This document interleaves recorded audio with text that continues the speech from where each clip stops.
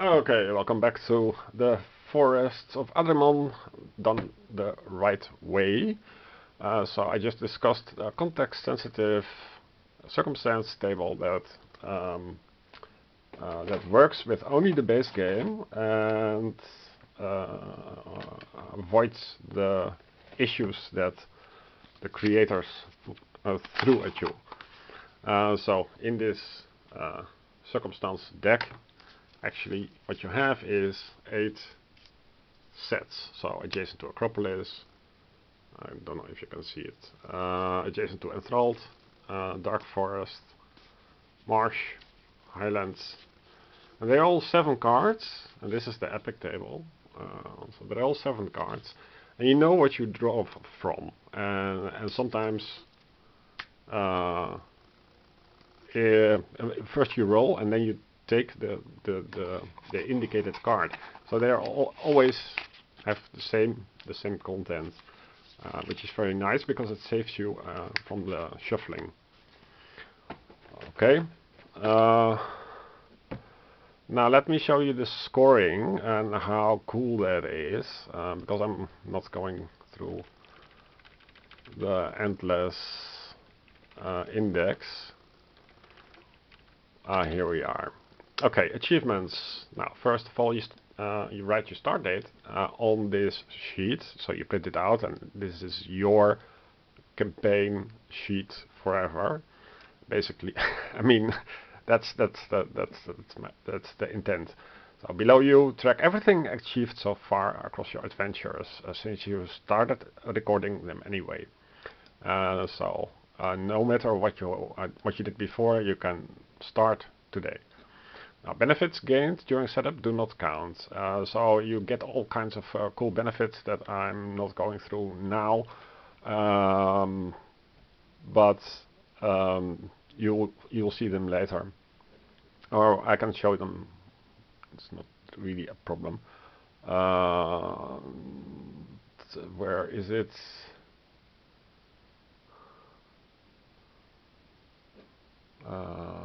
It is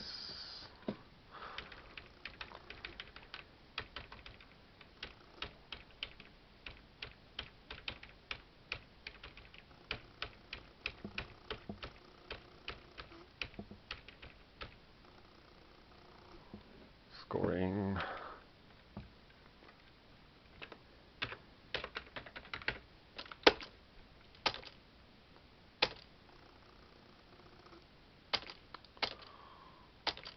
Where did I put it now? So after you play your game, then this valor system also was completely messed up by this creator, because you had your score, and then your valor score it was called, and then you had to roll a d8 and count it up towards your current score to keep it in your mind temporarily, and a whole kind of messed around stuff. What you actually want is a simple table. From 0 to 10, you should just keep playing and gain points. And points are, I'll show them later. Then with 11 and more points in your score, gain gold equal to your score. And then here select a stat and increase its rank. You can set your favorite opponent instead of rolling for one at random. Gain a heroic sacrifice ability, and then here at 51 you gain an infused seed. So say here gain a heart, you gain all kinds of cool stuff, and you become better, and the more things that you unlock. So it's roguelite in the official sense, that the things get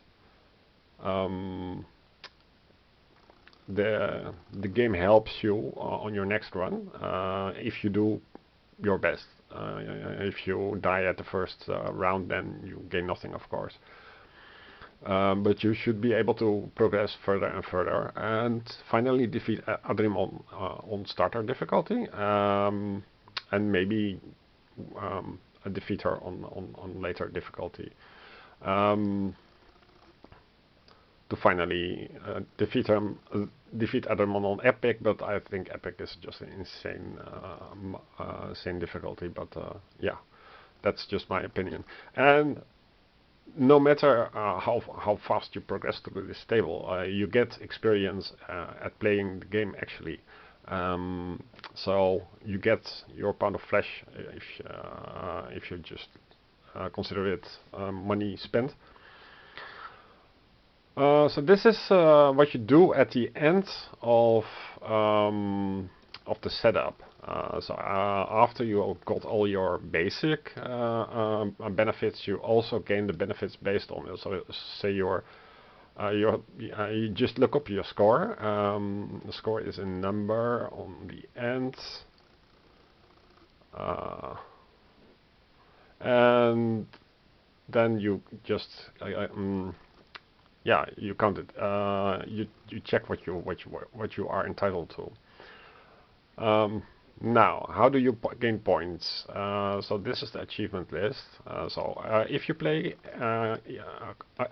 each class at least once, so here you tick it off in the on your sheet.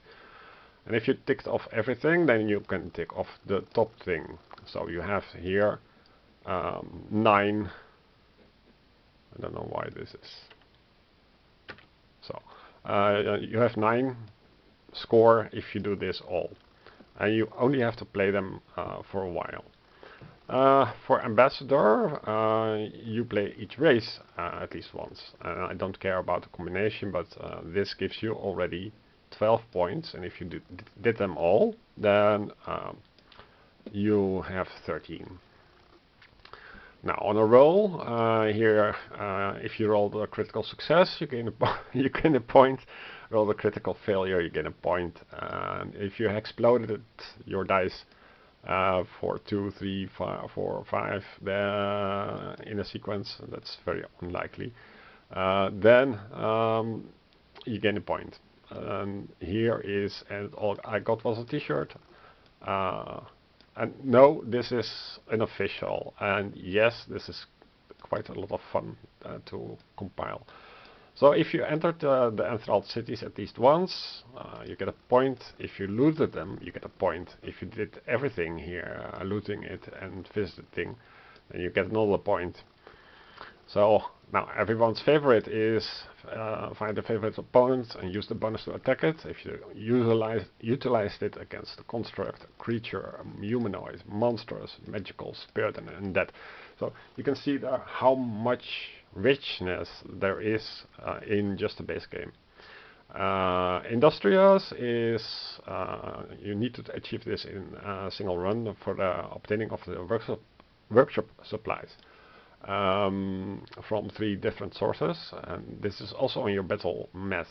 You have to be on a grade 3 to create a Shul's workshop, so you have to get a card and finally actually used the Shul's workshop. Now here you gain a point for step it up, so attained a high rank in Navigate. Ranks you started, well, whatever you started with in the single digits, and if you gain more, then you can tick it off here. Golden Retriever is for Explore, of course, and the Eye of the Tiger is for Navigate, because it shows like an eye. The Apprentice is for high ranks in first mastery, and the second mastery, same ranges. Pay to win. Increased all stats ranks to 6 by paying gold. So you have this border thing around hex attribute value like attack, and you can pay with money to gain 6 ranks up. But every new edge is more expensive than the previous. The Tourist is an achievement for mapping all the area destinies, all the cards that are present, and including the LCG, because you're supposed to have that. You can also look it up and then tick it off here. Shopping spree is for acquiring Bone Charm, Barkskin Brew, all the stuff that you can find. Acquiring a lot of things. So it would be nice if half of this is filled already, then you know what to go for to farm the rest, to gain more points. You don't have to do things twice. Bucket list done is do all of the below. So all the things that you always wanted to achieve: crafted a relic, completed a trade, defeated a sentinel, encountered the grove links, entered stuff, found stuff, gained stuff, located stuff, sacrificed stuff, sacrificed, selected, sold something. Well, all kinds of cool stuff. Now, why can't we be friends? Is the achievement for influencing. Influencing is kind of defeating enemies, bosses, but not always bosses, also enemies, depending on if they have stats or not. Then been there, done that, finished every Skull Plus card. You'll get there when you find it. So for Bounty, Explore, Incursion, The Last Hero, Infused Seed, there are these destiny cards. Nowhere to hide, complete all hidden power destination cards. So these are the ones that are in the game, so I had to quite dissect the box contents, but this is what you can actually achieve. Relic Master Forger, so I forged all the relics with numbers and ticking off stuff. No More Heroes is for The Last Hero, how to start. This is also the way to track where you last got to in this quest, because the quest goes over 12 months, and if you are if you are in December, you don't know if you did the November quest or not without this sheet. So this sheet is essential to track this. And oh, that tickled is triggered all the Acropolis trigger events. These are the events. There can be only one: is faced and defeated all the base game bosses.